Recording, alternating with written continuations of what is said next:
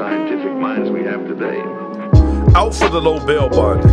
Out for the low bail bonding has been in the community for over 5 years. We don't just bond our people out, we love our clients. We want to see our clients grow from a bad situation, and we're not in a rush to revoke your bond. We're here to help our clients through the pretrial process. We love our community and put back when others just want to monetize. Out for the low bail bonding in Richland, Lexington, Horry, Florence, and also servicing Orangeburg, Saluda, and other surrounding communities. If you need our services, please call Mr. Wally Sharif at 803-351-7785.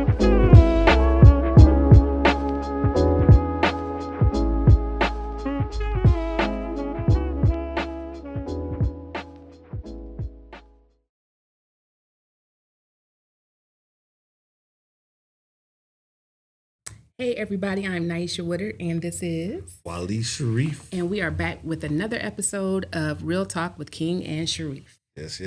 And tonight we are going to take on the topic of the executive orders and all of the chaos that has ensued since Donald Trump has taken office. Yeah. Where do we begin? It's a lot. It is a lot. It is a lot. How many days has he been in office now? It's the 29th. The 30th? So he's been so he's been in office 9 complete days. 9 complete days, Mm-hmm. Okay. He's been in office 9 days.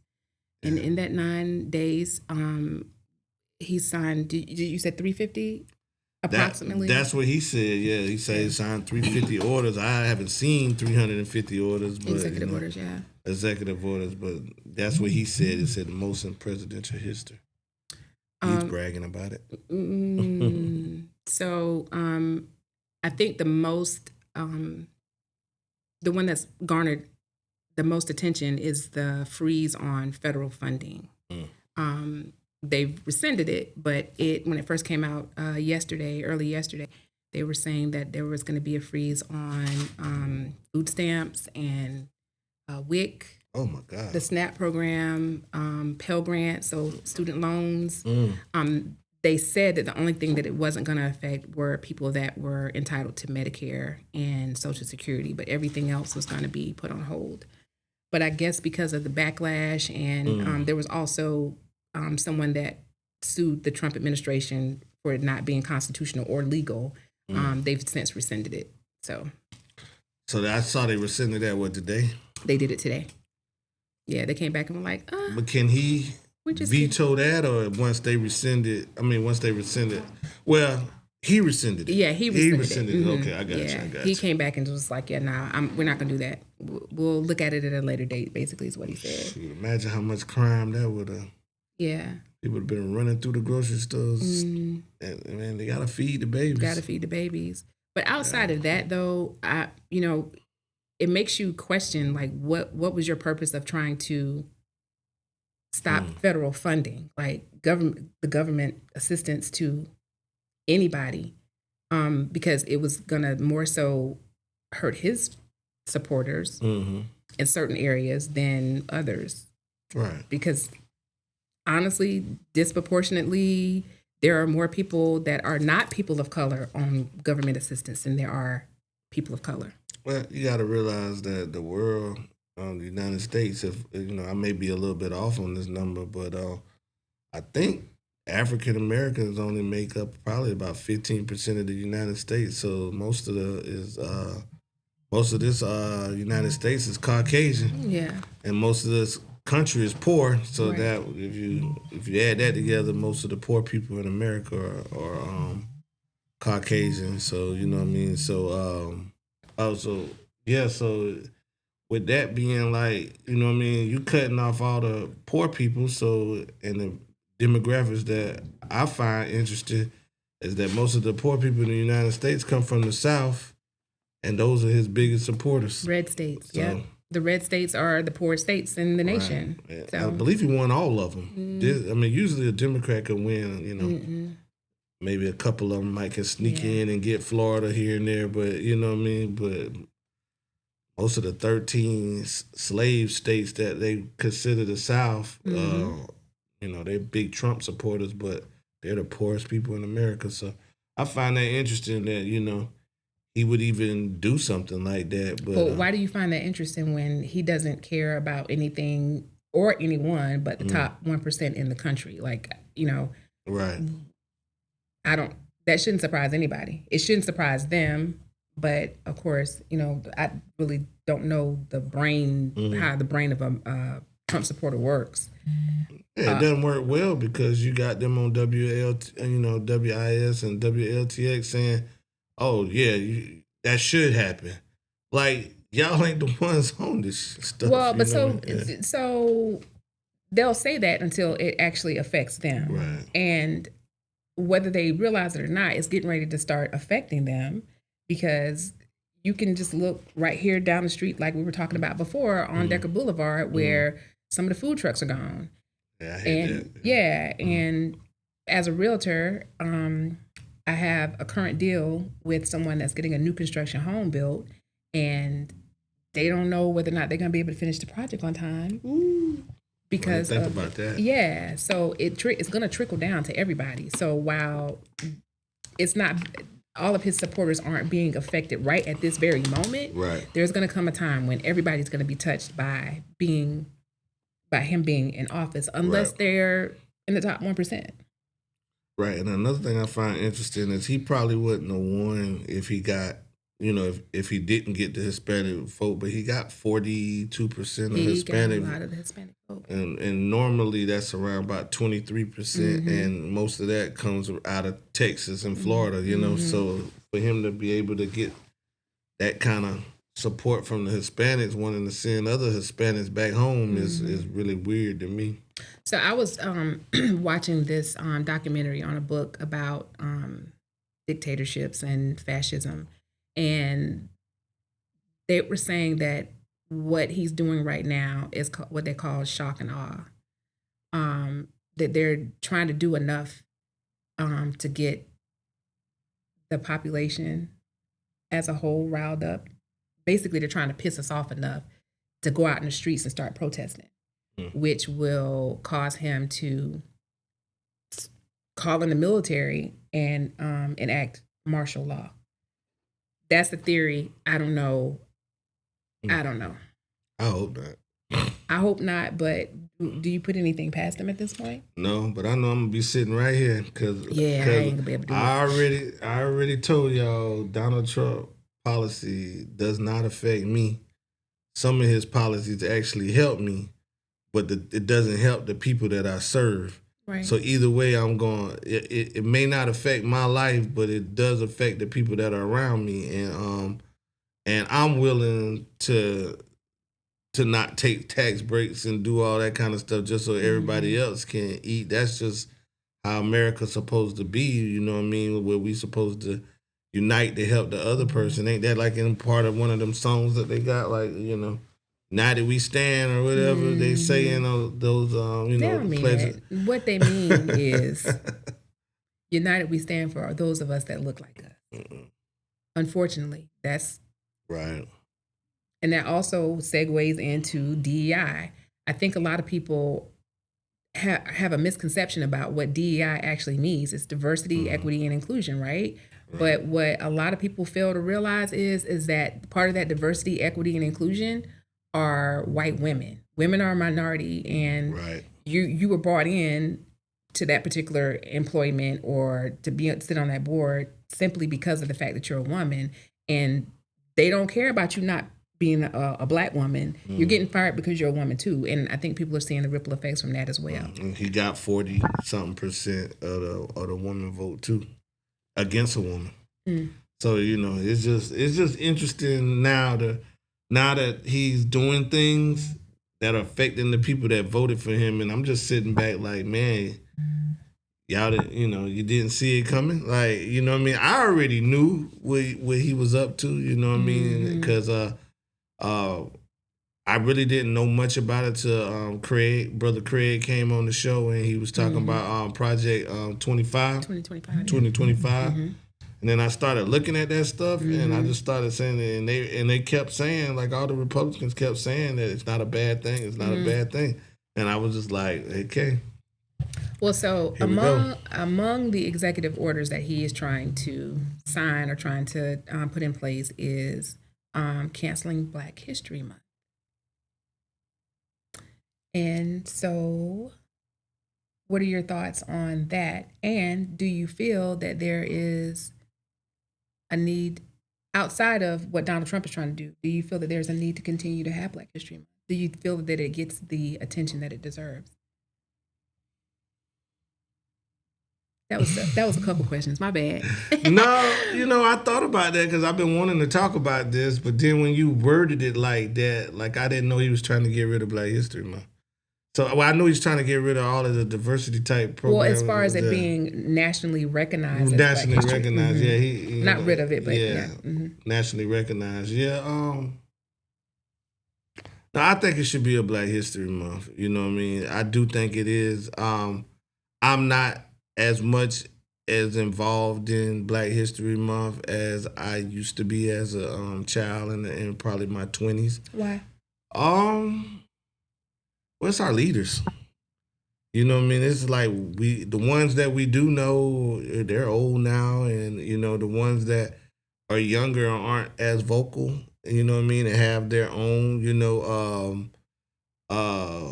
Where before everybody was like they wanted to see change, and now people are like going for the most views, and I really don't like like what's the brother that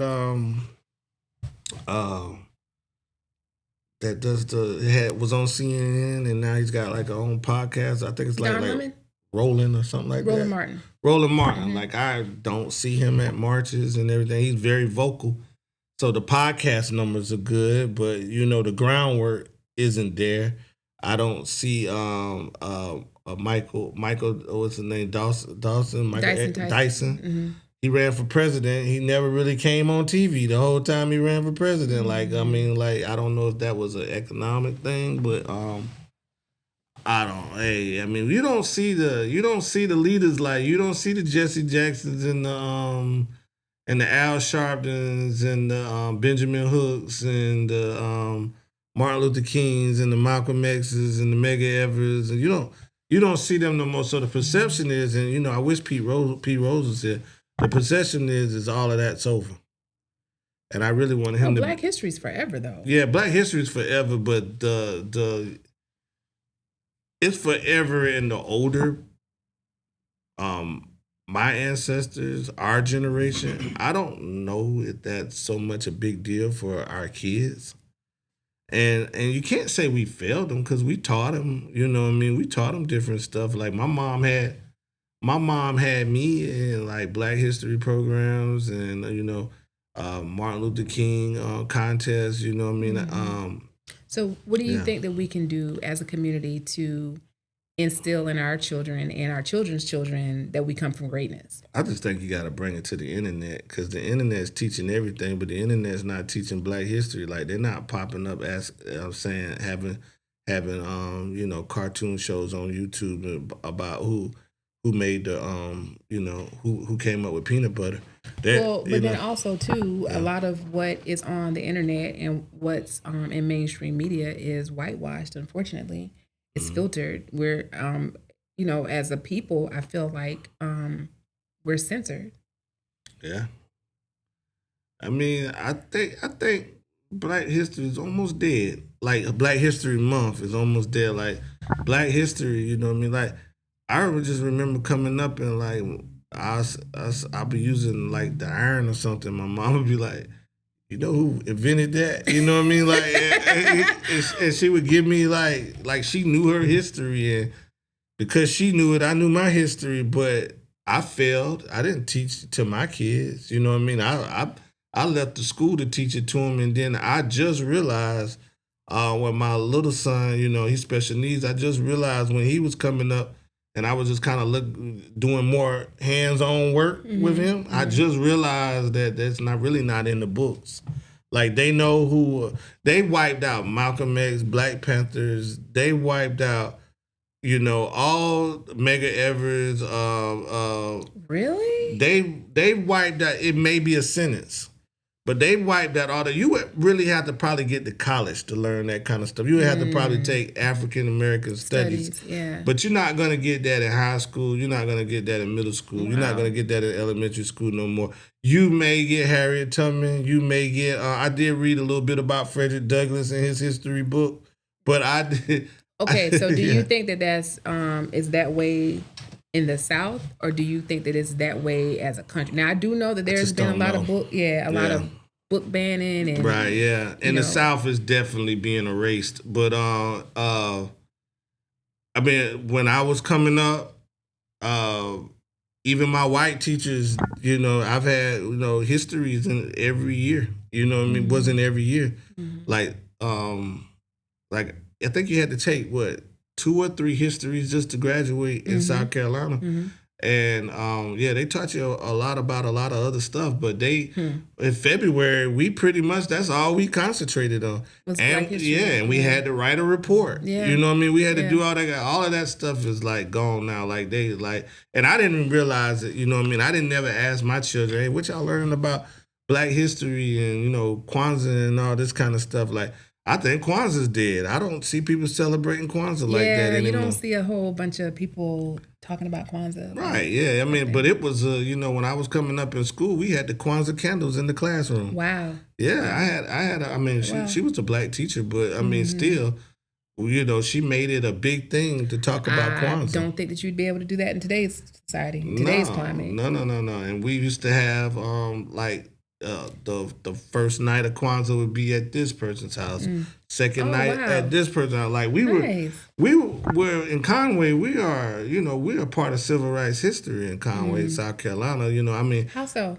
Educate me. Yeah, we had the 1989 football boycott. We had Jesse Jackson was down here. Martin Luther King Jr.'s son, Really? Al Sharpton. They all marched. They preached on the beach and. Benjamin Hooks, man, they ran through. They picked us up. We was on CNN every night. Wow. About we marched. You know what I mean? So what was the premise? Like why the boycott? And forgive me, Conway, if I messed this up. But I pretty much I know what I'm talking about though. But it was a football quarterback. His junior year, he really did a real good job for Conway High School. The basketball coach, Mickey Wilson, son Mickey Wilson, who actually won some championships at Myrtle Beach High School as a coach. But as a kid, he was a quarterback too. Carlos was coming off of a real good year as a junior, and a lot of schools was looking at him. And in the senior year, it would normally, if you did good at your junior year, you're the quarterback the senior year, but the basketball coach, Mickey Wilson's son, Mickey Wilson Jr., won the starting quarterback position, which, from what I was told and what everybody else was told, he was nowhere near as good as Carlos Hunt was. But he lost his job. The Black players were really upset about it. They took it to our leader, the great legend, Reverend H.H. Singleton, who was the pastor at the biggest church in Conway, but he also was on the board of the NAACP, the state, and he was the leader of the NAACP in Conway. So they took it to him. He took it to the media, and he was fired. And he actually was my science teacher that year. I was in the eighth grade. Yeah, he was my science teacher. Yeah, he was my science teacher in 6th or 7th grade. I can't remember. He was my science teacher, but he wasn't my science teacher when he got fired. But he, because I was at West Conway Middle School. But he got fired, and when he got fired, hey, man, they was at the church. They was marching. We had signs. They were able to. Black people made up most of the football team. They was able to get they was able to get all of the some of the black kids did stay on the team, but they were able to get most of the black kids to walk off. So they were able to get most of the black people to walk off the team. It probably it wasn't enough to carry a team left, and maybe 5 to 10 black players made it stayed on the team. I doubt it was that many, but the rest of them walked off, and then it took them a lot of. But we also had what made this the biggest thing is we had the number one player in the nation, recruit in the nation on Conway, Lawrence Mitchell. He was the number one recruit for football, and he was the number one recruit for basketball. But he was getting ready. He had already been talking about going to. He had scholarships for Carolina, Notre Dame, all these places, and he really needed to play his senior year. But they was able to convince him to walk off the team and join in the. And joining everything, so it really made a big thing. The number one recruit in the nation jumped out the team. So what was the end result? Oh no, Conway was one of the best football teams in the state and was supposed to win the state championship that year. They would have beat everybody by a landslide that year, but they were 1-9 or 1-10. Wow! So they only won one game. So it lasted the entire season. It lasted the entire season, and I think before it came into basketball season, I believe they came to a resolution. They gave Reverend Singleton his job back. I think they gave him his job back. You know what I mean? It was a lot of stuff that came out of that. A lot of good stuff came out, but I really think it took a toll on the Carlos. You know what I mean? As life went on, you know what I mean? That But hey, man, shoot, we had a racist mayor, so it was just time. It just became a time to just talk about things but it separated the whole town. You know what I mean? Yeah, the whole town was pretty separate, but one thing that brought the town together was the football because Conway was really really good. You know what I mean? And So it was like that. So I grew up in like the civil rights type stuff, so, man. Because of the fact that you took part in and you have a platform, what you gonna do?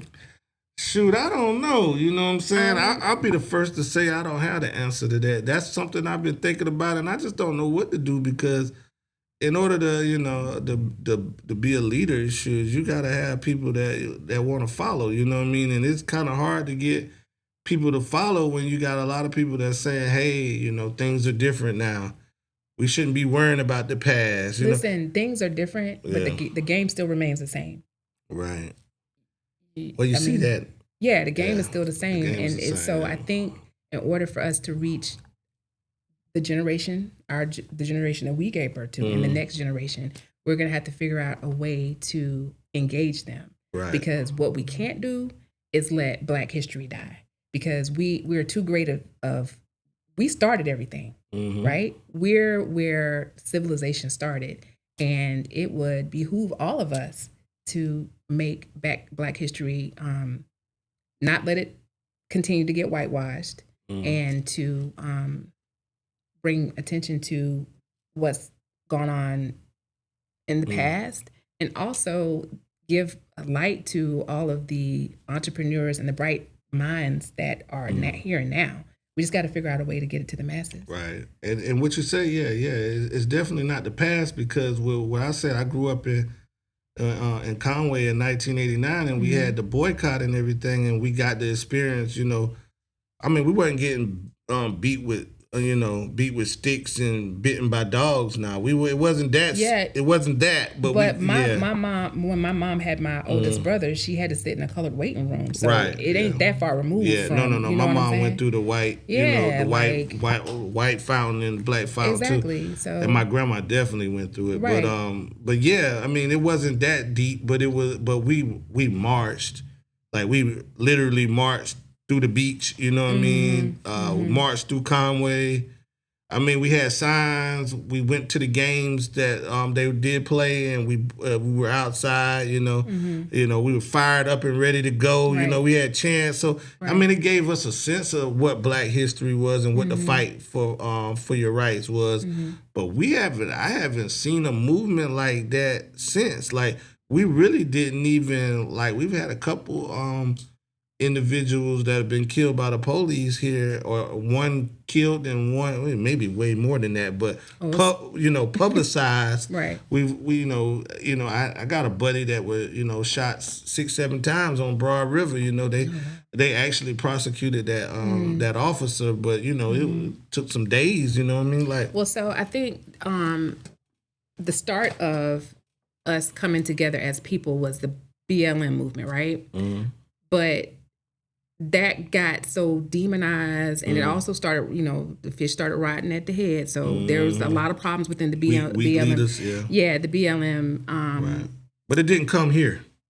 Like, I don't remember like going. The closest thing that the BLM movement is when it was during COVID, when we all went down to protest George Floyd. Right.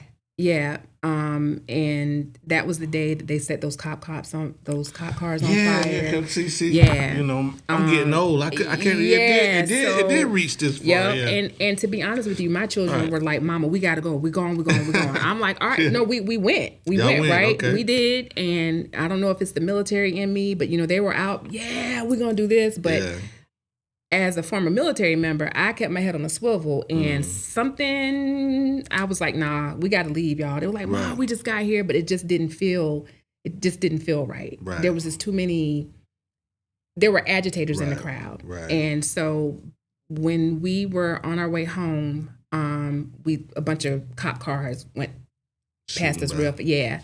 They had turned the car over and set it on fire. Wow. And so I really feel like a lot of the agitators were from out of town. They weren't necessarily a part of the BLM protest. Yeah. But, we can come together as a people if we get organized and we get pissed off enough, if you want to, keep it real. But we just got to figure out a way to keep from people that don't have our best interests at heart as a people. From infiltrating the movement. And then Black Lives Matter, from what I don't know a lot about the infrastructure, but from what I felt about it is that it started out genuine. It did. And then it morphed into something else. The money. Yeah. You know what I mean? You got you got people donating all this money, and now where's this money going? So people flooding their pockets and living in mansions and buying mansions and stuff off the the Black Lives Matter, and that's not what it was about. Yeah. So back to what we were talking about. It all meets together. It's just like it's just been a long time. Well, that was a movement. And my kids did finally get to see what the Klan was, because the Klan did come when they took the flag down. Off the State House? Out the State House, yeah. My son did get the experience, I took him down there. He got the experience with, with the Klan, what happened with the Klan. And we also went to a march that year, because it was supposed to be like Martin Luther King march. But it was more unity march. It was like, because it was a lot of white people out there. I couldn't believe, there was that many people that was like, I knew back in the day, it was a lot of white people that was down with the civil rights movement. But like, that was so gruesome that it was just playing on the TV every night, and it's just if you're a human, sooner or later you just can't stand to see 4 black young girls killed in the church. Sooner or later something got to give. It's gonna touch somebody's heart. But no matter how evil they. Well, honestly, I feel like we do have a lot of white allies. Yeah.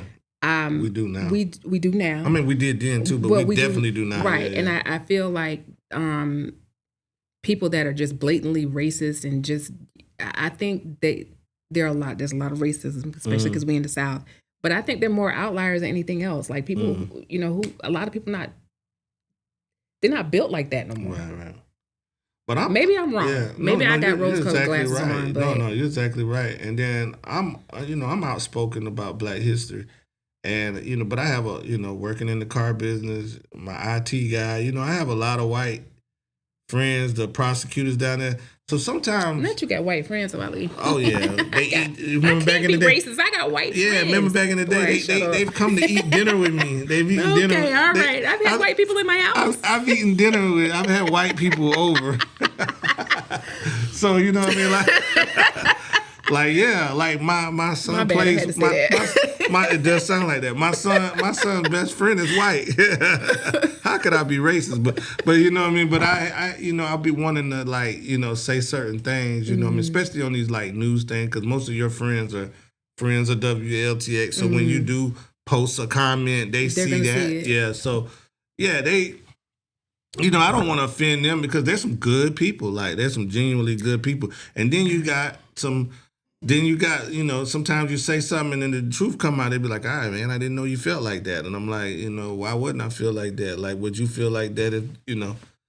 And I always say the time to kill syndrome. When you seen the movie Time to Kill, where he won the case by making them close their eyes and just imagine. Close your eyes and imagine being black. Right. You know what I mean? For all these years and stuff. I don't think people understand people that are not of color have to understand what it takes to not walk around here as a black person and be just perpetually angry all the time.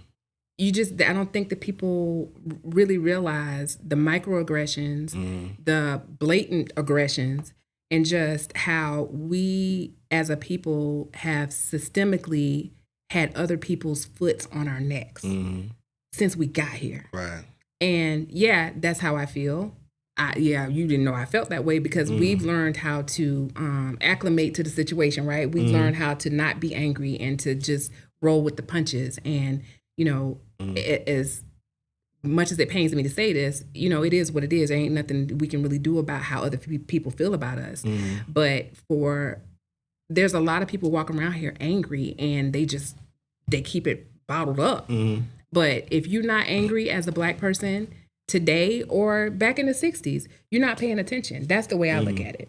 But because you have to be, as a black woman, it's even tougher. It's even tougher because I know I've got to be 10 times better than the person that's not as qualified as me. Right. I know that I'm going to have to be better. And it's exhausting. Even though I'm better and I know that I'm better, I know that I'm well-spoken, I know that I'm this, I know that I'm qualified, I still got to worry about whether or not my hair's too big on camera when I'm talking. Right. Or, you know what I'm saying? Or if the top that I have on is too loud or should I get my nose pierced? I want to get my nose pierced, but I don't because I don't want people... I'm not afforded the same luxury as my white female counterparts. Right. And that's very disheartening and it's exhausting.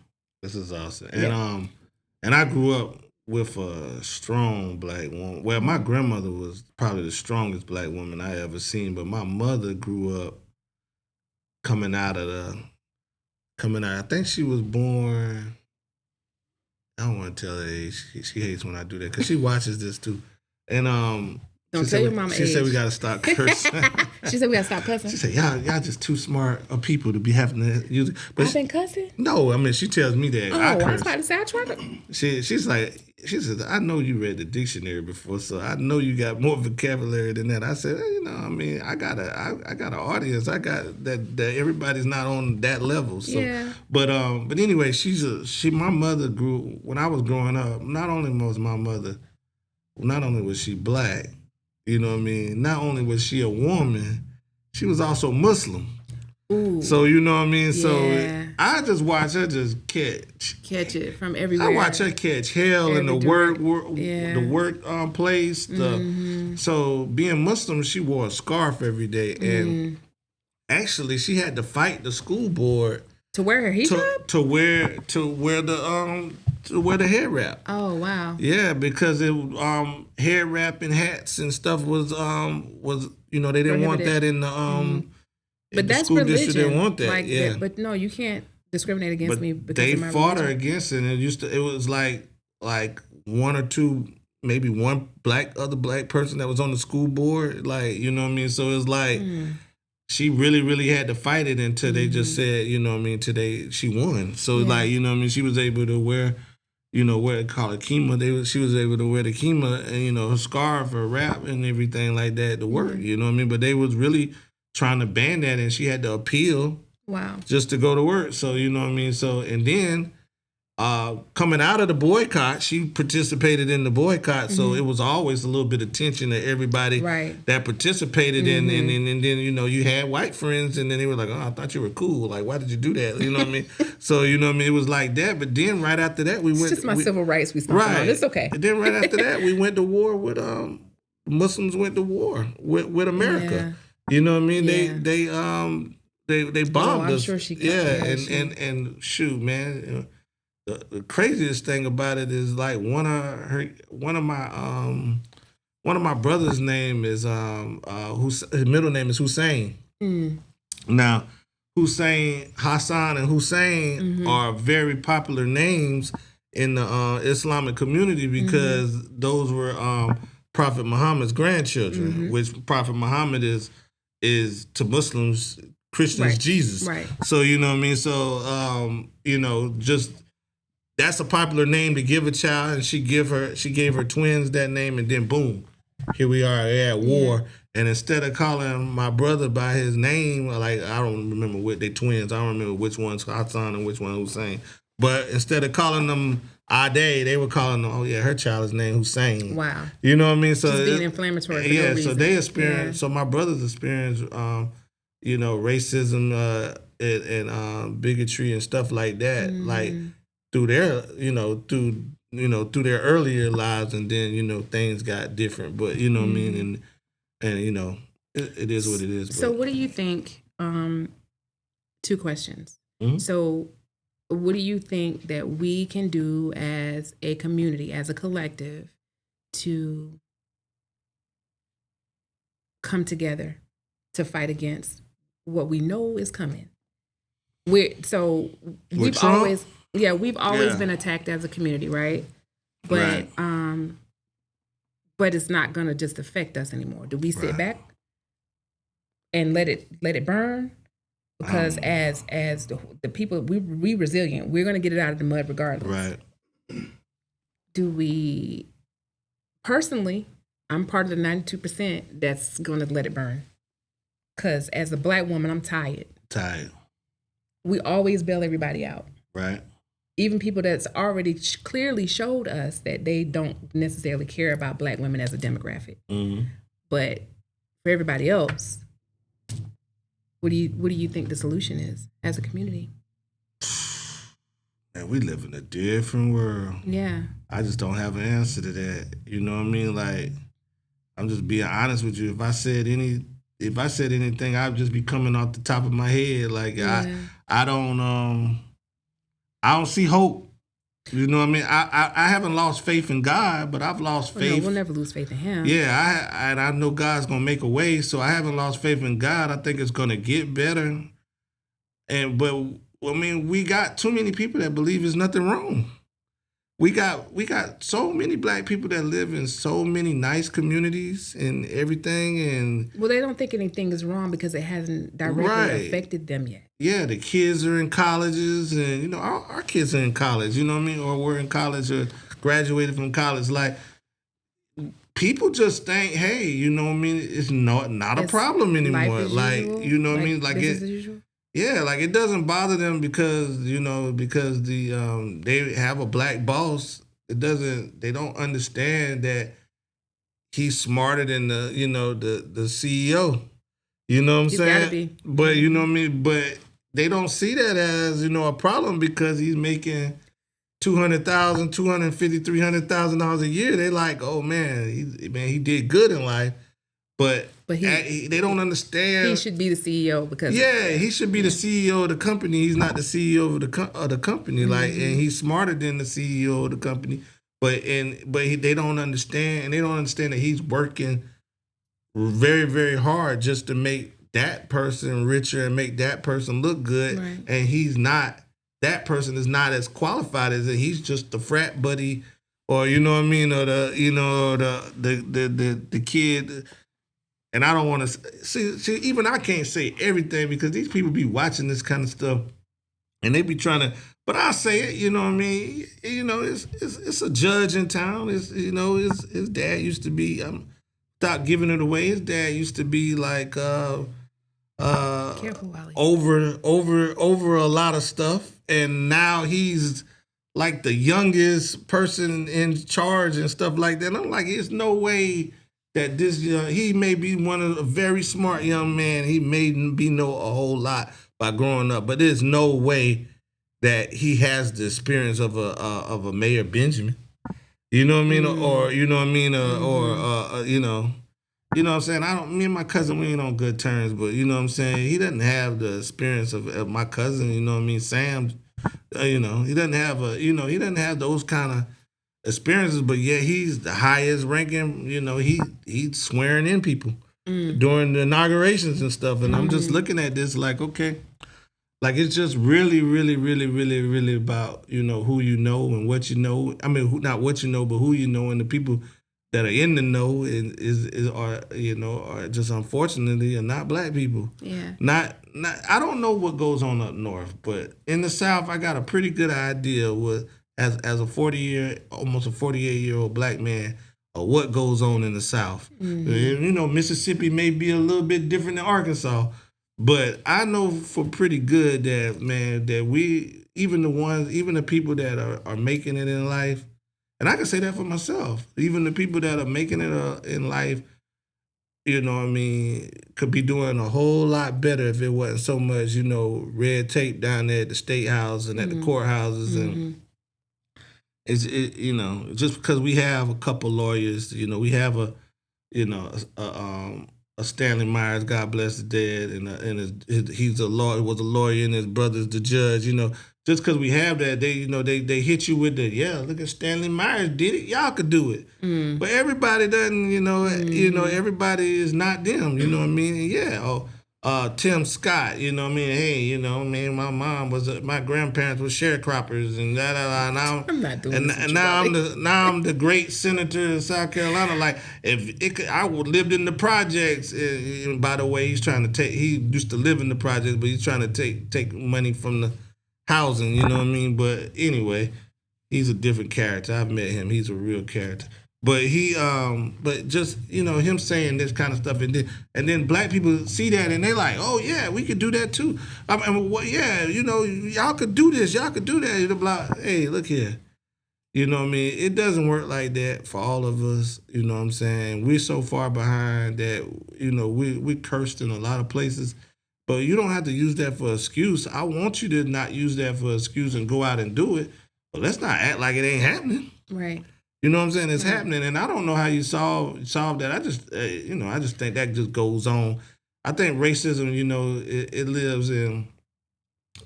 No, you're not gonna see. You probably would, but it's something like they take the flag down or something like that. You're not gonna see Ku Klux Klan around here. The Ku Klux Klan are the judges, the lawyers that get up, the prosecutor that gets up with the judge and the lawyer, and they decide that, hey, we're going to make 50 young black men plead to charges that they could actually beat in court, but they just don't have money for lawyers. You know what I'm saying? Now we're going to put that on their record. That's 50 jobs that we ain't got to worry about nobody getting. You know what I mean? That's the Klan now. You know what I'm saying? The Klan is the you know what I'm saying? The Klan is, they still wear robes, but they not white robes, they black robes. They the judges and, you know what I mean? They the prosecutors and all that kind of stuff. And then you can even they'll even throw a black prosecutor could win an election, and you know what I mean? And he has no power. You know what I mean? They still telling them what to do. Yeah. And what button to push, and I don't know how you defeat that. You know what I mean? It's pretty much So at the end of the day, that's my phrase. Right. To wrap it up. Right. So at the end of the day, I think because of who our elected officials are, that it is important for us to find a solution as the Black community to be a united front. Because if we don't figure something out, it's going to be a rocky road for us, right? But it's also going to be a rockier road for other people of color that hadn't necessarily experienced what we've experienced and what we're getting ready to fall into. Yeah, I mean, we have a racist president. He admitted to being racist. And his policies are directly targeting people of color. Right. We have a racist president that has a Republican Congress. And has a Republican Supreme Court. Yeah. So, hey, you're going to get whatever he wants to do as long as it's, but within his realm. But we're going to do like we always do. We're going to survive and we're going to figure it out. And as far as the need for Black history, I believe that there's going to always, I don't think it's dead. I don't think that it's as prevalent as it was before. But I'm an advocate of believing that we need to know where we came from because we don't know where we're going unless we know where we came from. Black people don't want to revisit slavery no more. I get it, but I love it. Yeah, I love when the slave movie come out. I'm like, they be like, I don't necessarily love it. No, I just love that because the black people don't push the buttons in Hollywood. I'm just glad that somebody was able to say, hey, we need to still see this stuff and put some money behind it because you can't make a movie like that. Well, a black person coming to the table with $1 million, $2 million, you can't make a movie like that and make it impactful. You got to go to some white execs and stuff like that and sell them on it. But I did want to say one thing before we went out. What you're saying is what's the solution? I think it gotta go through the internet. And this is what I'm saying about that. And the reason why I say that is because we sat on this show and we were talking about the K-9 unit. Mm-hmm. We went to the city council meeting. We went to the county council meeting and said that we wanted, that, hey, the people did wrong. Yeah, they did wrong. But why are we sicking dogs like this is the 60s on teenagers, and we have officers that are trained to run, they pass tests to be able to run and do their job without sticking the K-9 out there. So we asked for, we asked the representative that we send up there so that everybody ain't talking, because once everybody start talking, they start saying, okay, calm down. This is getting a little out of hand. Okay, we're going to have to adjourn the meeting.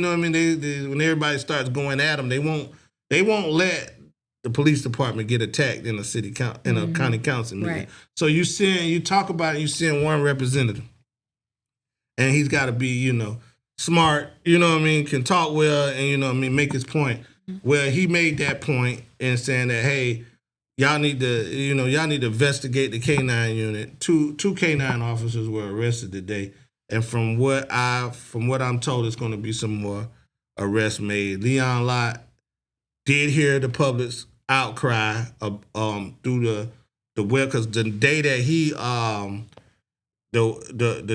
was inaugurated, and all our black leaders were sitting there behind him, all our black pastors were sitting behind him. We were on the internet putting a foot in his ass.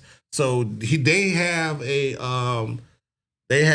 people that watch that social media just to see if somebody say something real stupid, like, hey, they gonna shoot a dog or something. You know what I mean? They have people that's watching that to make sure that there's no threat to the police department. Mm-hmm. So they saw everybody say, hey, investigate. Something's wrong with that unit. Something's wrong with that unit. Mm-hmm. And that was maybe, 3 weeks ago? Mm-hmm. Arrests were made today. Mm-hmm. And we appreciate Leon Lott listening to what we had to say, because the pressure was on and the pressure was going to keep coming.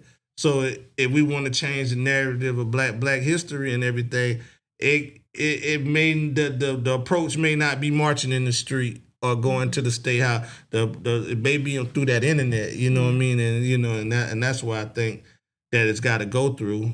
But I just don't know how it's gonna work. I mean, I don't have much education on that, and I don't know how can you make that work. But it's gonna have to.